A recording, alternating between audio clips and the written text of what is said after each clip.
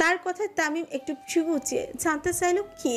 চারপাশে সবাই অধীর আগ্রহে তাকিয়ে আছে তাদের দিকেই। আহাত আরেক ধাপ এগিয়ে এসে নিচু কণ্ঠে করে তামিমের কানের কাছে মুখটা নিয়ে হিস করে বললাম, তোর সাহস কি করে হলো আহাদ রাজার প্রেয়সীকে প্রপোজ করার মতো এত বড় দুঃসাহস দেখানোর?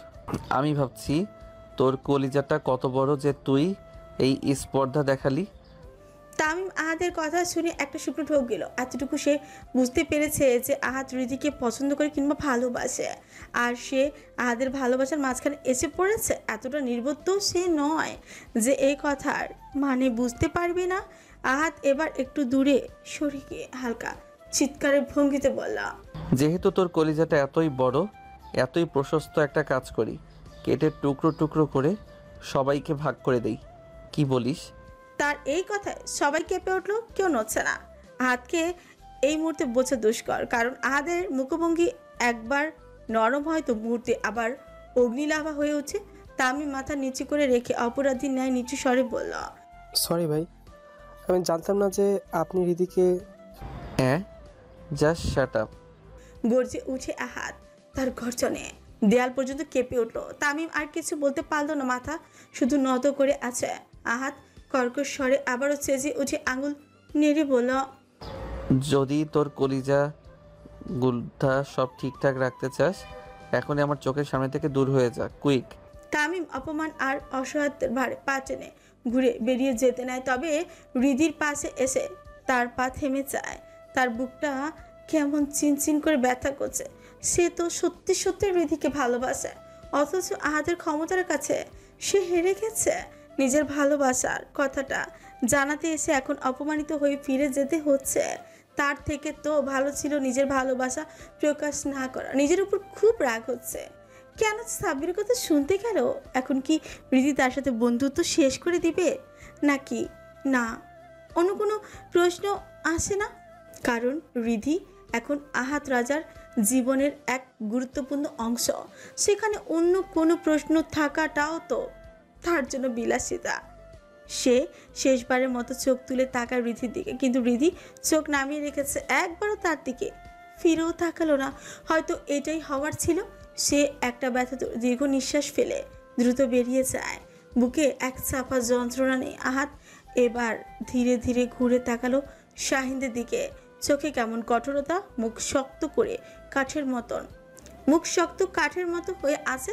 বা হাতের উল্টো পিঠ দ্বারা নাকটা ঘষে নিয়ে গড়ছে উঠল, শাহিন, নাহিদ, 2 মিনিট। 2 মিনিটের মধ্যে আমি এই ক্লাসরুম ফাঁকা চাই, রাইট নাও। তার হুকুমের সাথে সাথে নাহিদ শাহিন শাওন নড়ে চড়ে উঠে সবাই হুড়মুড় করে বেরিয়ে গেল। 2 মিনিটের মাথায় পুরো ক্লাসরুম ফাঁকা হয়ে গেল। শুধু আহিয়া, আনিকা, নীলা আর রিধি দরজার কাছাকাছি দাঁড়িয়ে আছে গুটিসুটি মেরে। আহাত সেদিকে একবার তাকে মুখের ছাড়ে। আহিয়া কেঁপে ওঠে, রিধি তার হাত শক্ত করে ধরে। এরপর চারজনই বেরিয়ে যেতে উদ্যত হয়। তোরা দাঁড়িয়ে আছিস কেন? আহিয়া কেঁপে ওঠে, রিধি তার হাত শক্ত করে ধরে। তারপর চারজনই বেরিয়ে যেতে উদ্যত হয়। তখনই রিধি একটা হাঁচকা টানে, থেমে যায়। সাথে আহিয়াও তাকিয়ে দেখে আহাজ রিধির ডান হাত শক্ত করে ধরে রেখেছে। রিধির দিকে চলন্ত দৃষ্টি ছুড়ে দিয়ে বলে, তোমাকে যেতে বলিনি। আহিয়ার দিকে তাকাতে দেখলো আহিয়া চোখ বড় বড় করে অবাক হয়ে তার দিকে তাকিয়ে আছে। আহাত কোনো পরোয়া করলো না, বরং বিরক্ত হয়ে ঝাঁচালো কণ্ঠে বলল, ওর হাত ছাড়া আহি। আহিয়াও এতটা নির্বোধ না যে তার সিংহের মতো ভাইয়ের হাতে বান্ধবীকে রেখে যাবে। আহিয়া রিধির হাত টেনে বলে, কেন? কারণ আমি বলেছি। সেটাই তো, তুমি কেন বলছো? আহি, থাপড়াইয়া তোর চেহারার নকশা পাল্টাইয়া দিব। তোর এত বড় সাহস, তুই আমাকে প্রশ্ন করছিস? আহিয়া এবার ভয়ে রিধির হাত ছিঁড়ে দিল। রিধির অন্য হাত তখনও আহাদের মুঠে বন্দে। আনিকা তো সব কিছুই জানে, তাই সে আহিয়াকে সামলে নিয়ে বাইরে বেরিয়ে আসে। তখনই তাদের মুখের উপর ঠেস করে ক্লাসরুমের দরজাটা বন্ধ হয়ে যায়। সেই শব্দ প্রতিধ্বনি হয় পুরো করিডোর জুড়ে। ভিতরে কি হচ্ছে তারা জানে না। কেমন আনচান আনচান করছে তাদের মন। কৌতূহল ছাপতে না পেরে আনিকা আর আহিয়া দরজায় কান পাতার পরিকল্পনা করে। তবে তাদের সামনে গার্ডরা এসে বাধাগ্রস্ত হয়ে দাঁড়ায়।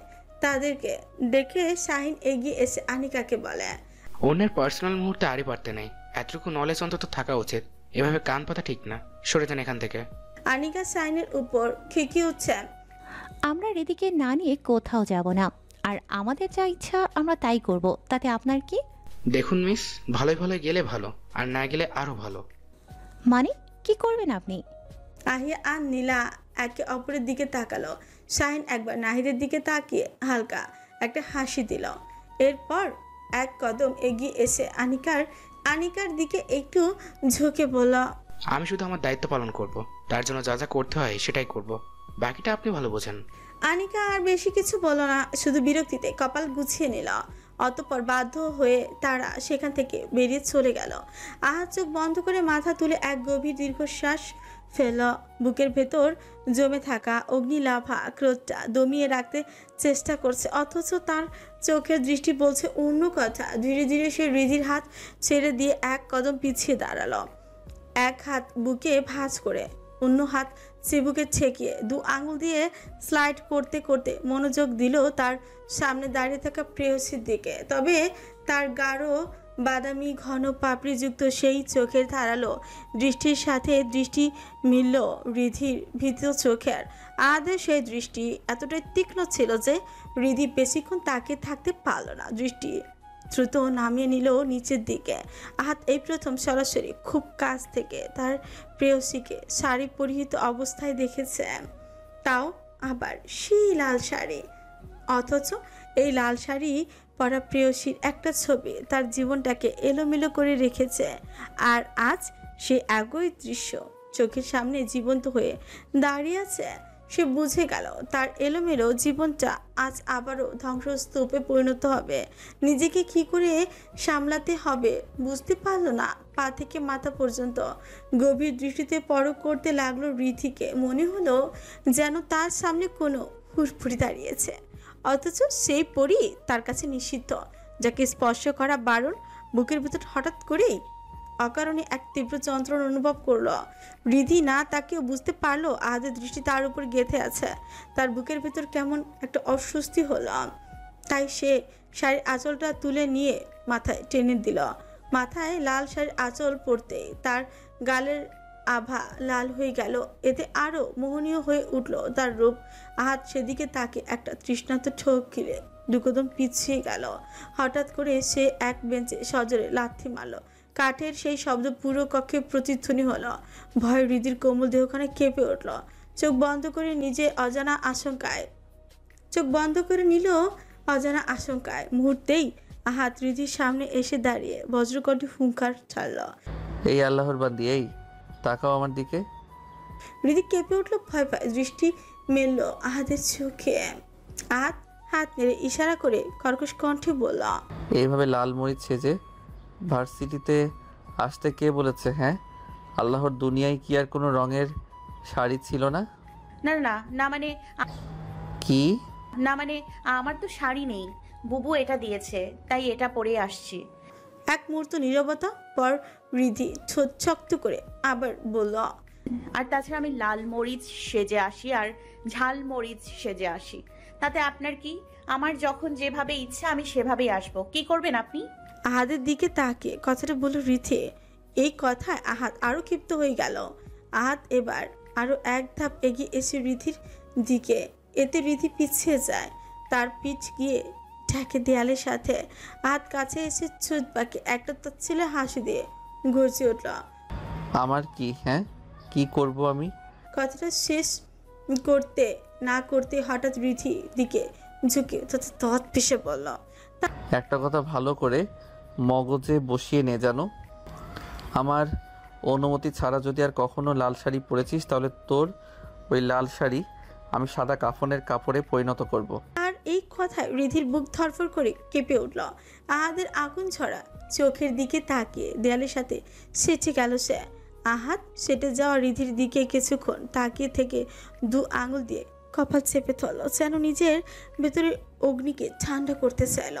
অতঃপর একটু সরে এসে ফোন বের করে শাহিনকে কল করল।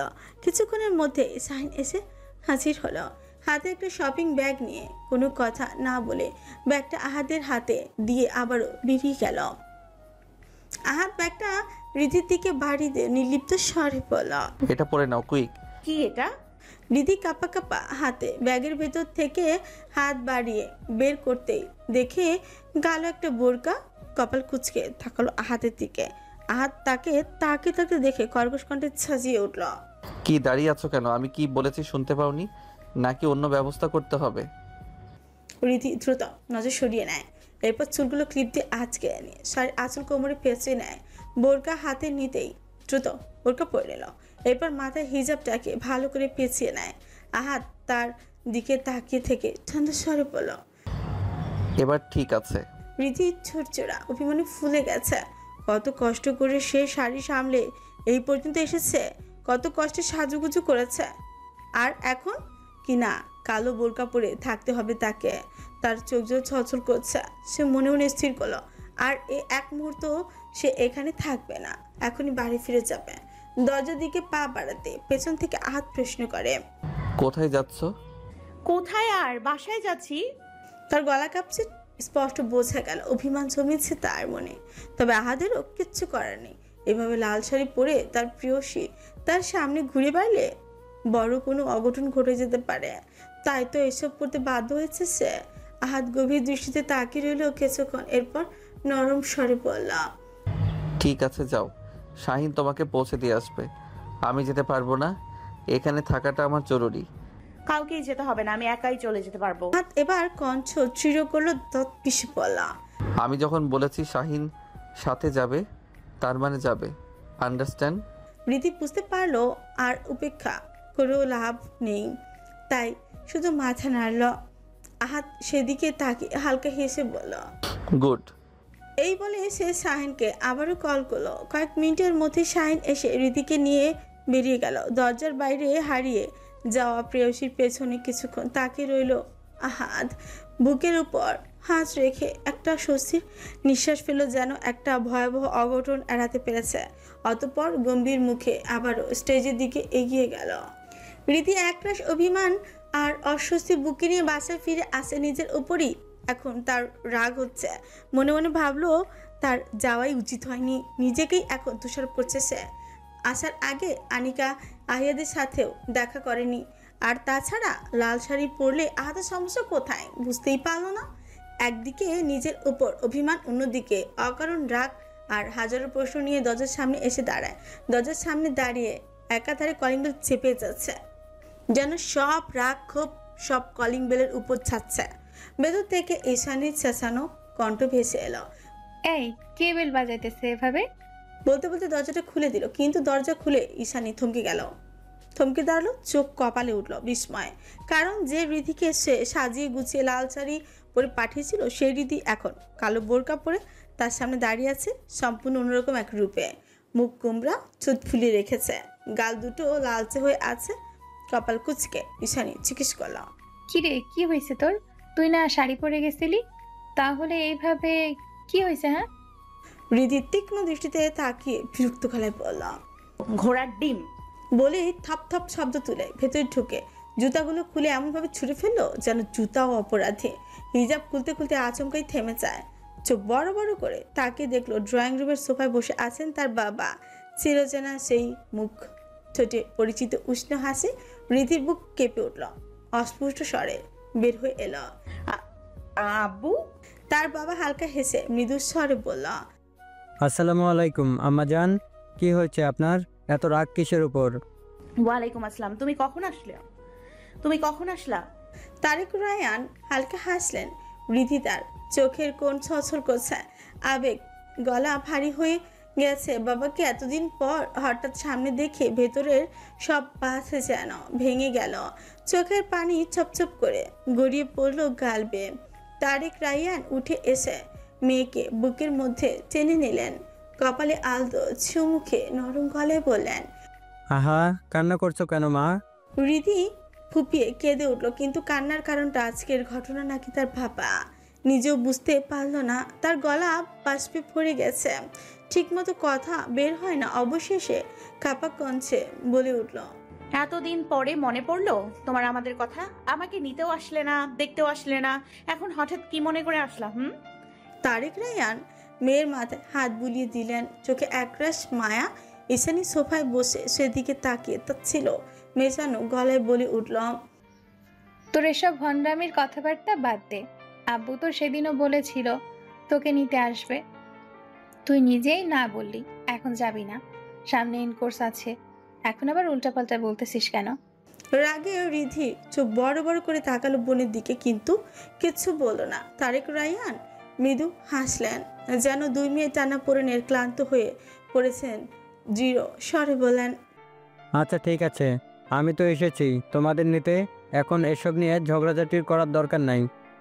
তিনি এবার রিধির দিকে তাকালেন, প্রিয় কোচকে জিজ্ঞেস করলেন, তোমার বুবু বলছিল তোমাদের ভার্সিটিতে নাকি কি অনুষ্ঠান আছে, তাহলে এত তাড়াতাড়ি চলে এলে যে? রিধি চোখ নামে ছোট কামড়ে বলল, এমনিতেই ভালো লাগছিল না। আচ্ছা ঠিক আছে, যাও ফ্রেশ হয়ে নাও। ঈশানী শিউকুচকে গম্ভীর দৃষ্টিতে বোনের দিকে তাকালো। সে ভালো করে বুঝতে পারছে কিছু একটা ঘটেছে, কিন্তু বাবার সামনে কিছুই বলল না। কারণ তাহলে আবার বাবার প্রশ্নের মুখে পড়তে হবে রিধিকে। রিধি এক ঝলক ঈশানীর দিকে তাকিয়ে মাথা নিচু করে নিজের রুমে চলে গেল। বোরকা হিজাব খুলতে ফুসফুস করে বলল, এই আহাদ রাজা আমার জীবনটা কইরা দিচ্ছে ভজা ভজা, একটু কিছু হইলেই দেয় সাজা। তার হাত থেকে কেউ আমারে বাঁচা। এই বলতে বলতে বোরকা হিজাব খুলে ছুঁড়ে মারল আলনায়। এরপর থাপ্পাস করে বিছানায় বুধ হয়ে পড়ে মুখটা বালিশে গুজেই দিল। বুকে ফেটে কান্নায় বেরিয়ে এলো। চাপা কান্না হলো এত গভীর যে তার ভেতরে সব অভিমান কষ্ট আর রাগ যেন বেরিয়ে আসতে চাইছে। তার বুকের ব্যথা কিছুতে হালকা হলো না, যেন আহাত নামের এক ঝড় তার সমস্ত শান্তি কেড়ে নিয়েছে আর তাকে ফেলে রেখেছে এক অস্থির আধারে। অথচ সেই ঝড় তার জীবনে সে নিজেই নিয়ে এসেছে। পাশের মসজিদে মাগরিবের নামাজ শেষ করে মসজিদের সামনে কিছুক্ষণ দাঁড়িয়ে রইলেন তারেক রায়ান। হাওয়ায় আজ এক ধরনের শীতলতা, তবুও তার বুকের ভেতরে জমাট বাঁধা অস্বস্তি। ধীর পায়ে রাস্তা পেরিয়ে একটি রিকশায় উঠলেন তিনি। কিছু সময় পর রিকশা মীর হাউসের সামনে এসে থামলো। বিশাল লোহার গেট, উপরে খোদাই করা অক্ষরে লেখা মীর হাউস। রিকশা থেকে নামতেই গার্ডটা দ্রুত এগিয়ে এলো। নিজের পরিচয় দিতে এক গার্ড ভেতরে ফোন করে খবর নিয়ে মুহূর্তেই গেট খুলে দিল। ভদ্রভাবে তাকে ভেতরে প্রবেশ করতে বললেন একজন গার্ড। এক ভিন্ন পরিবেশে ঢুকে গেলেন তারেক রায়ান। হল ঘরে দাঁড়িয়ে চারিদিকে একবার চোখ বুলিয়ে নিলেন তিনি। মীর হাউসের প্রতিটি কোণা আভিজাতের মোড়কে ছায়া। গার্ড তাকে ভেতরে নিয়ে গিয়ে ড্রয়িং রুমের একপাশে সোফায় বসতে ইঙ্গিত করে বিনয়ের সঙ্গে বিদায় নিয়ে চলে গেল। ঘর প্রায় নির্জন, কেবল 2 জন পরিচারিকা নীরবে কাজ করছিল। ঠিক সেই সময় পাশের ঘর থেকে পরিপাটি শাড়ি পরে বেরিয়ে এলেন আফরোজা শেখ। তার দৃষ্টি দৃঢ় অথচ ভদ্রতার আবরণে মোড়া। তাকে দেখেই তারেক রায়ান উঠে দাঁড়ালেন, মাথা নিচু করে সালাম দিলেন। আসসালামু আলাইকুম। আফরোজা শেখও সৌজন্য সহকারে উত্তর দিলেন, ওয়ালাইকুম আসসালাম। আরে বসুন না, দাঁড়িয়ে পড়লেন কেন? তারেক রায়ান পুনরায় নির্দিষ্ট আসনে বসে পড়লেন। এমন সময় পরিচারিকা ঋতু নাস্তার ট্রলি এনে রেখে গেল, কিন্তু তারেক রায়ান কেবল বিনয়ের সঙ্গে মাথা ঝুঁকিয়ে বসে রইলেন, চোখ প্রায় নিচের দিকে নিবদ্ধ। সামনে বসা ভদ্র মহিলার প্রতি তার অগাধ শ্রদ্ধা, তাই চোখ তুলতে সংকোচ হচ্ছিল। আফরোজা শেখ তা লক্ষ্য করলেন। তার দৃষ্টি একেবারে জন্য গিয়েছিল তারেক রায়ানের মুখে। রিদিতার সঙ্গে তার বাবার চেহারার মিল খুঁজে পেলেন না, কেবল ঠোঁট ছাড়া। ভেতরে ভেতরে ভাবলেন হয়তো রিদিতা তার মায়ের মতো দেখতে হয়েছে। নীরবতা ভাঙলেন তিনি নিজেই। স্বর ছিল নির্লিপ্ত অথচ স্থির। আপনি এত দূর থেকে আমার ডাকে কষ্ট করে এসেছেন, তার জন্য আপনাকে ধন্যবাদ। হয়তো বুঝতে পারছেন আমি কেন আপনাকে ডেকেছি। তারেক রায়ান মাথা নেড়ে সম্মতি জানালেন। জি, কিছুটা আন্দাজ করতে পেরেছি। আফরোজা শেখ কয়েক মুহূর্ত চুপ করে থেকে আবার বলেন, আমি চাইলেই আপনাকে ফোনে সব বলতে পারতাম, কিন্তু আমার মনে হয়েছে এই বিষয়ে সরাসরি কথা বলাই ভালো। জি জি বলুন। চশমাটা 2 আঙ্গুল দিয়ে একটু ঠিক করে নিলেন তিনি। অতঃপর গম্ভীর কিন্তু প্রশান্ত কণ্ঠে বলেন, আপনার মেয়ে হৃদিতা আর আমার মেয়ে আহিয়া খুব ভালো বন্ধু।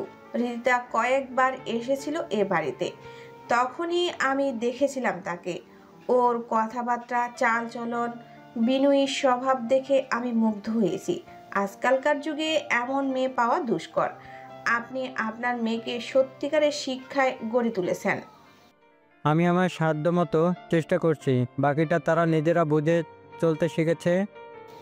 তা ঠিক বলেছেন। মৃদু হেসে তার কথায় সায় দিলেন আফরোজা শেখ। অতঃপর যেন ভেতরে দ্বিধা সরিয়ে সাহস সঞ্চয় করে বললেন, আপনার কাছে আমার একটা আবদার আছে ভাই। ভাই ডাকলাম, কিছু মনে করবেন না। আমার ভাই বোন নেই, তাই আপনাকে ভাই ডাকলাম। না না, কিছু মনে করব কেন? আচ্ছা, তাহলে বলেই ফেলি। আমার বড় ভাসুর সালমান মীর তার স্ত্রী সহ জার্মানিতে থাকেন। ওখানে তাদের ব্যবসা বাণিজ্য আছে। বছরে 2-1বার দেশে আসেন। তাদের একমাত্র ছেলে আদনান। ওর বিয়ের দায়িত্ব আমার উপর দিয়েছে ভাইজান। এখন আমি আপনার কাছে আপনার মেয়েকে এই বাড়ির বড় ছেলের জন্য আনতে চাইছি, যদি আপনার সম্মতি থাকে। কথাগুলো তিনি এক নিঃশ্বাসে শেষ করলেন। তারেক রায়ান স্থির হয়ে শুনলেন কথাগুলো। একটু ভেবে নিয়ে কিছু একটা বলতেই চাচ্ছিলেন, এমন সময় বাহির থেকে মৃদু পায়ের শব্দে ভেতরে ঢুকলো আদনান। সে সোজা সিঁড়ির দিকে চলে যাচ্ছিল, তখনই পেছন থেকে আফরোজা শেখ ডাকলেন, আদনান। আদনানের পা থেমে গেল। পেছন ঘুরে ধীর পায়ে এগিয়ে এলো। কাছে আসতে আফরোজা শেখ পরিচয় করিয়ে দিলেন, এটা আদনান, আমার ভাসুরের ছেলে। তারেক রায়ান উঠে দাঁড়ালেন। কিছুটা অস্বস্তি নিয়ে আদনানের দিকে তাকালেন। আফরোজা শেখ তীক্ষ্ণ চোখে আদনানকে শাসন করলেন, আদনান, উনি হৃদিতার বাবা। এক মুহূর্ত আদনানের মুখের রং পাল্টে গেল, চোখে ভেসে উঠল চাপা বিস্ময়। ঠোঁট শক্ত হয়ে গেল, তবু ভদ্রতা বজায় রেখে সালাম দিল। আসসালামু আলাইকুম। ওয়ালাইকুম সালাম। শান্ত গলায় জবাব দিলেন তারেক রায়ান। তার দৃষ্টি এক ঝলক ঘুরে গেল আদনানের দিকে। হালকা আকাশি রঙের শার্ট, ক্লিন শেপ, মুখ ফর্সা, ত্বক সব মিলিয়ে নিখুঁত ভদ্রতার ছাপ। এক কথায় সুদর্শন পুরুষ বলতে গেলে। আদনান বিনয়ের সঙ্গে বলল, আপনি বসুন না। এরপর আফরোজা শেখের দিকে তাকিয়ে বলল, ছোট আম্মা, আমি ফ্রেশ হয়ে আসছি। ঠিক আছে, যাও। আফরোজা শেখ মাথা নেড়ে অনুমতি দিলেন। এক মুহূর্ত দেরি না করে আদনান গট গট করে সিঁড়ি বেয়ে উপরে উঠে গেল, যেন নিজেকে সেখান থেকে গুটিয়ে নিতে চাইছে। তারেক রায়ান স্থির হয়ে তার যাওয়ার পানে কিছুক্ষণ তাকিয়ে থাকে। যখন দেখলো আদনানের অবয়ব মিলিয়ে গেল, ঠিক তখন তিনি আবার বসলেন সোফায়। আফরোজা শেখ এবার নীরবতা ভাঙলেন। স্বভাবসুলভ দৃঢ়তা আর তীক্ষ্ণতা খানিকটা ভঙ্গিতেই বললেন, আদনানকে তো দেখলেন, পেশায় ও একজন ডাক্তার, সেটা তো আপনি জানেন নিশ্চয়ই। আমি তো বলবো হৃদিতা আর আদনানকে একসাথে খুব মানাবে। তারেক রায়ান কথা শুনছিলেন গভীর মনোযোগ দিয়ে। তিনি মানুষটি সহজ সরল, কিন্তু চোখে মুখে দৃঢ়তার রেখা। কিছুক্ষণ নীরব থাকার পর ধীরে ধীরে বললেন, আপনার কথায় আমি খুশি হয়েছি, এতে কোনো সন্দেহ নেই। আমি খোলাখুলি বলছি, আমার মেয়েকে এত সম্মান আর মূল্যবান ভেবে আপনি আপনার পরিবারের যোগ্য করতে চাইছেন, সেটা আমার জন্য গর্বের। তবে আমি মিথ্যা আশ্বাস দিতে চাই না। আমার মেয়ে এই বিশাল বাড়িতে, এই হোটেল ঐশ্বর্যের মধ্যে এসে মানিয়ে নিতে পারবে বলে মনে হয় না। আমি চাই আমার মেয়ের বিয়ে হোক একেবারে সাধারণ, আমাদের মতে মধ্যবিত্ত পরিবারের মধ্যে। ওর জীবনে আমি বিলাসিতার চাপ দিতে চাই না। আফরোজা শেখ সামান্য অপ্রস্তুত হলেও নিজের কণ্ঠে দৃঢ়তা ধরে রাখলেন। কিছু বলার আগেই তারেক রায়ান আবার যোগ করলেন, তবুও আমি একা সিদ্ধান্ত নেব না। এই বিষয়ে আমার পরিবারের সাথে আলোচনা করে আপনাকে জানাবো। আফরোজা শেখ ঠোঁটে কৃত্রিম হাসি ফুটিয়ে বলেন, জি অবশ্যই, আপনি ভেবেচিন্তে সিদ্ধান্ত নেন, কোনো তাড়া নেই। তবে একটা কথা বলতে চাই, আপনার মেয়ে আর আমার মেয়ের মধ্যে কোনো পার্থক্য নেই। ওরা দুজনই আমার কাছে সমান। আশা করি বুঝতেই পারছেন আমি কি বলতে চাইছি। জি, বুঝতে পেরেছি, কিন্তু আমিও আমার মতামত জানিয়েছি। আফরোজা শেখ আবার কিছু বলতে নেয়, ঠিক সেই মুহূর্তে গট গট করে ভেতরে প্রবেশ করলো আহাদ। তার শরীরে কালো প্যান্ট শার্টে আবৃত, চুলগুলো এলোমেলো, চোখে মুখে অদ্ভুত ক্লান্তি। ড্রয়িং রুমে ঢুকে থাপ্পাস করে ক্লান্ত দেহখানা অদ্ভুত ভঙ্গিতে ছুড়িয়ে দিল সোফায়, যেন সারাদিনের ক্লান্তি এক নিমিষে শরীরটাকে ভেঙে ফেলেছে। আফরোজা শেখ সঙ্গে সঙ্গে বিরক্তিতে কপাল গুঁজে নিলেন। তার ছেলের এই বেহাল লাগাম ছাড়া আচরণ মাঝে মাঝে তার ধৈর্যের বাঁধ ভাঙতে চায়। আহাত চোখ বন্ধ করে হাত পা টানলো, ঘাটটা ডানে বামে ঘুরিয়ে একটু আরাম নেওয়ার চেষ্টা করলো। অতঃপর চোখ খুলে তাকালো মায়ের দিকে। নিজের মাকে এভাবে তাকিয়ে থাকতে দেখে প্রশ্ন করে, এভাবে তাকিয়ে আছো কেন? আমি আবার কি করলাম?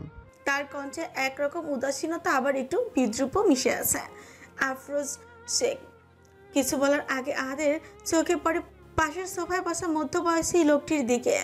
সাদা পাঞ্জাবি পাজামা পরা, গায়ের রং শ্যামলা, গাল ভর্তি আধ পাকা দাড়ি, চোখে এক ধরনের শান্ত অথচ কঠিন দৃষ্টি। আধ কিছুক্ষণ তাকে ফ্রিকুচি গেল। সে ভেবে নেয় তার মায়ের কোনো ক্লায়েন্ট হবে হয়তো, তাই সাথে সাথে ঠোঁট বিকিয়ে মাকে প্রশ্ন করল, মালটাকে দেখে তো মনে হয় না কোনো ক্রাইম করছে। তার কথাটা শুনেই তারেক রায়ান গলা খাকারে দিলেন দুবার, সামান্য অস্বস্তিতে নড়ে চড়ে বসলেন।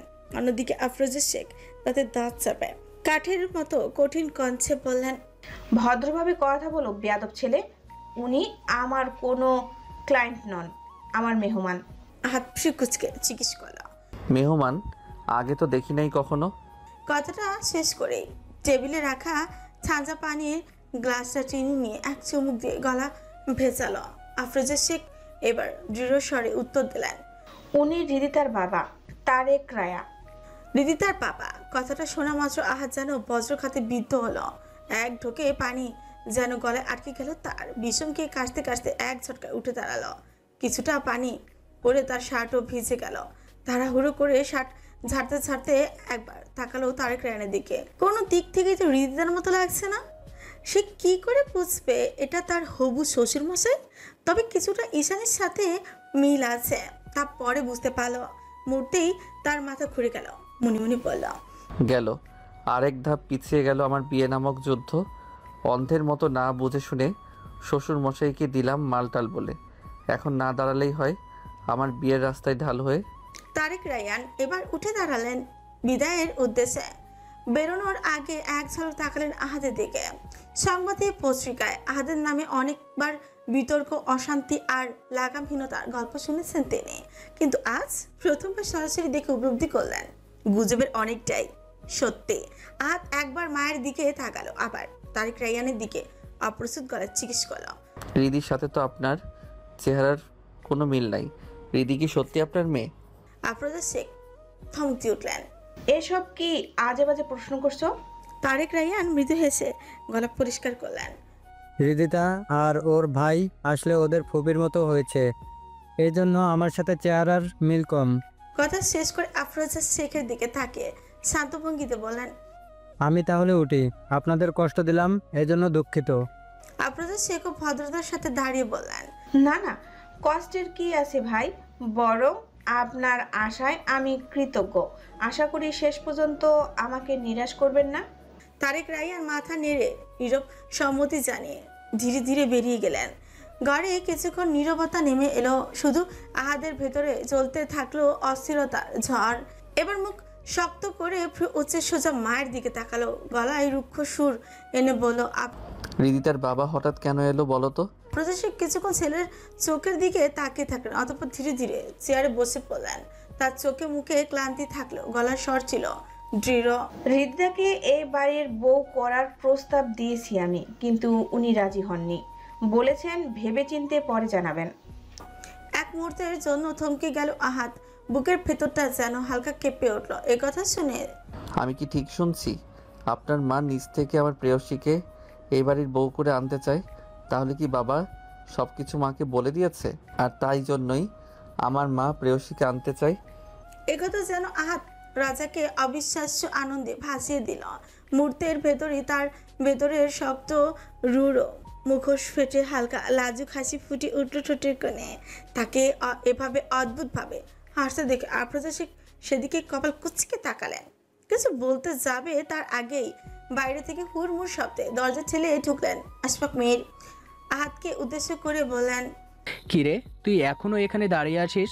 বাইরে শাহিনরা তোর জন্য কখন থেকে অপেক্ষা করছে। তোর গোছগাছ কত দূর? আহাদের ধ্যান ভগ্ন হয় চাচা ডাকে। কাজের কথা মনে হতেই মুখে আবারও স্বাভাবিক ভাব ফুটে উঠল। নির্লিপ্ত স্বরে উত্তর দিল, সব রেডি। নাহিদকে বলো ব্যাগগুলো গাড়িতে তুলে দিতে।